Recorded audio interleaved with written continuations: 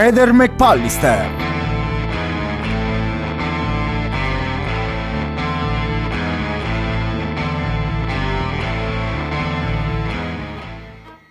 Questa mattina a Storie Italiane si è parlato del fatto che Sebastiano la mattina del 14 ha avuto il telefono spento per 3 ore.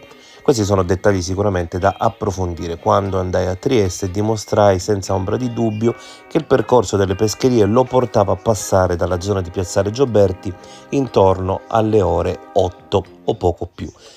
Questo avrebbe potuto anche far sì che il suo alibi perfetto potesse reggere, però in realtà lui finiva le pescherie poco dopo le 9 e da quel momento di cosa facesse Sebastiano non si sa più nulla. Scarsa era la presenza di acqua piovana fra le pliche esterne dei sacchi, dove si notava anche la presenza, scarsa, di quello che, in singoli grumi, sembravano essere dei semi gialli contenuti in materiale brunastro simil mucoso, non presenti però all'atto del rinvenimento.